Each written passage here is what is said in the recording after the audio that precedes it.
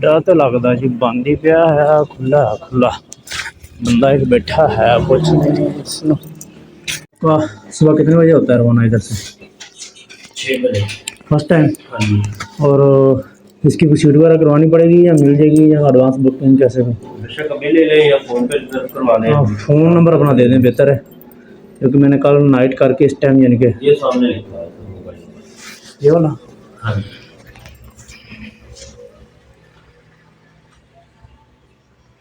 कितना किराया है? 1450। अस्सलाम गाइस, मैं मोहम्मद नईम और तुम देख रहे हो मेरा यूट्यूब चैनल पंजाबी व्लॉग 133। मेरे चैनल पर खुश आमदीद। तुम सोच रहे हो कि पता नहीं अज सुबह सुबह का टाइम है तो अड्डिया में पिछले फिर रहा। तो पता चला कि कल तो भाई जरा जा रहा अपने वतना पे जिला लिया लिया वाले हो वेलकम कर रहे हो ना। फैसल मोहरा अड्डे तो गए हैं तो इतों टाइम का पता चलिया तो अगे जा रहे हैं फ्लैट चलें के अड्डे तो इतों पता करने कि इन्हों का कोई टाइम से शेड्यूल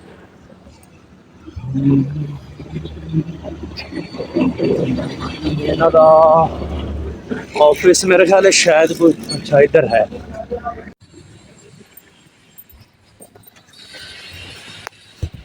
अस्सलाम वालेकुम सर। सर क्या हाल है? खैरियत? जी से ठीक है सर। APV टैंक जाते हैं आपके मुल्तान के लिए यहाँ से?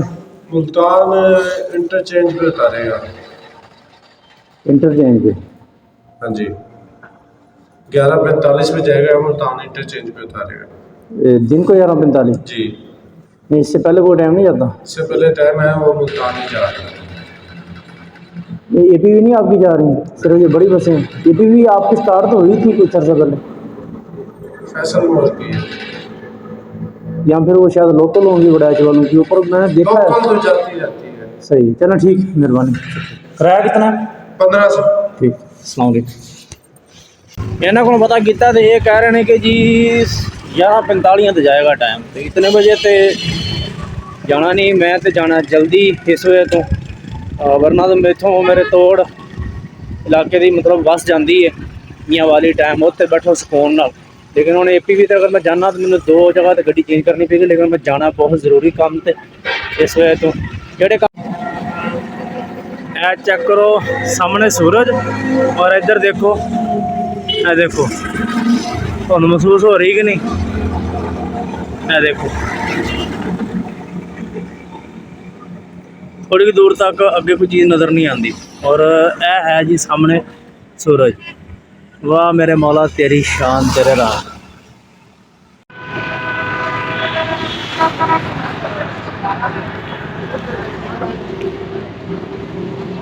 अस्सलाम वालेकुम।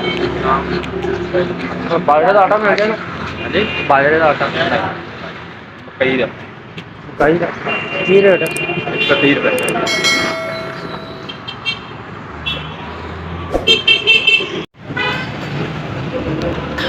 मैं कहा चलो मौसम है सर्दी का हल्का फुल्का हजे है तो साग का भी मौसम चल रहा है तो बाजरे का आटे का पता करिए तो बाजरे की रोटियां भी खाइए। बाजरे की रोटियां भी नहीं आज टेस्ट करके देखिए। तो कल थोड़ी धुप लगी हुई थी, अज मौसम फिर यानी कि ना थोड़ा झाड़ जहा बनया होया, शायद तुम नज़र आ रहा हो पिछे देखो कि सूरज हल्का हल्का नज़र आ रहा है, झाड़ जहा बनया होया बदल।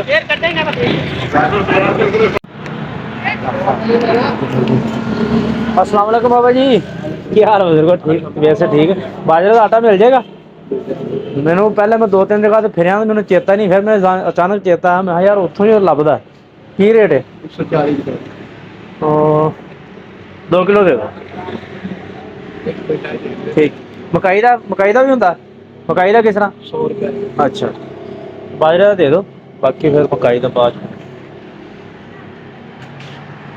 जाओ इधर ਨੂੰ ਆ ਨਹੀਂ ਇਕਬਾਲ ਨਗਰ ਤੱਕ ਜਿਹੜੀ ਮਸਜਿਦ ਆਉਂਦੀ ਪੰਪ ਜਿਹੜਾ ਪੰਪ ਹੁੰਦਾ ਸੀ ਪੰਪ ਦੇ ਸਾਹਮਣੇ ਉਹਦੇ ਨਾਲ ਇੱਕ ਦੁਕਾਨ ਤੱਕ ਦੱਸਿਆ ਚੱਕੀ ਵਾਲੇ ਨੇ। ਜਦੋਂ ਉਹਨੇ ਦੁਕਾਨ ਦਾ ਨਾਂ ਲਿਆ ਤਾਂ ਮੇਰੇ ਫੱਟ ਰੇਂਜ 'ਚ ਆਇਆ, ਮੈਂ ਕਿਹਾ ਯਾਰ ਉੱਥੋਂ ਅੱਗੇ ਲਈਦਾ ਹੁੰਦਾ ਤੇਲ ਵੀ ਉੱਥੋਂ ਖੜੀਦਾ ਸਰੋਂ ਦਾ, ਤੇ ਮੈਂ ਕਿਹਾ ਫਿਰ ਉੱਥੋਂ ਆਇਆ ਨੂੰ ਮੁੜਿਆ ਵਾਪਸ मैं। हो गया, चलो मेहरबानी। तो जी मेरे प्यारे भाईजान, यह है जी साग और यह है जी बाजरे की रोटी।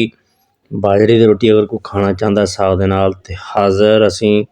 बाजरे की रोटी असल च बहुत मज़ेदार होंगी है। कुछ लोग वैसे कहते हैं कि भी शायद एक मज़े लैन लई, लेकिन अगर हकीकत देखा जाए तो ये बहुत ही ताकत वाली चीज़ां होंदियां ने।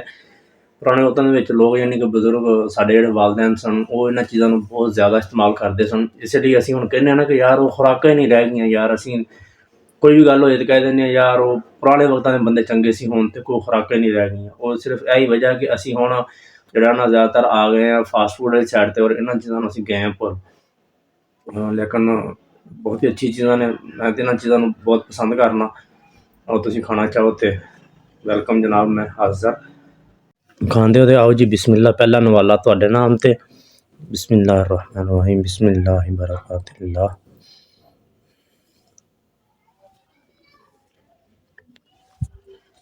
ਜ਼ਬਰਦਸਤ ਜੀ ਜਨਾਬ। ਤੁਹਾਨੂੰ ਉਮੀਦ ਹੈ ਕਿ ਸਾਡੀ ਵੀਡੀਓ ਪਸੰਦ ਆਈ ਹੋਏਗੀ। ਬਾਜਰੇ ਦੀ ਰੋਟੀ ਤੁਸੀਂ ਜ਼ਰੂਰ ਖਾਣੀ ਹੋਏਗੀ, ਨਹੀਂ ਖਾਧੀ ਹੋਏਗੀ ਤਾਂ ਤੁਸੀਂ ਟੇਸਟ ਜ਼ਰੂਰ ਕਰਿਓ। ਅਗਰ ਕਿਸੇ ਨੇ ਨਹੀਂ ਖਾਧੀ ਹੋਈ ਤੇ ਇਹਨੂੰ ਜ਼ਰੂਰ ਪਕਾਓ ਔਰ ਖਾਓ, ਇਹ ਬਹੁਤ ਅੱਛੀ ਚੀਜ਼ है। मिलते हैं नेक्स्ट फिर किसी अच्छी वीडियो ना, तब तक अपना ख्याल रखो। अल्लाह हाफिज़। और अगली मुलाकात इंशाल्लाह जाके होएगी लैया दे विच।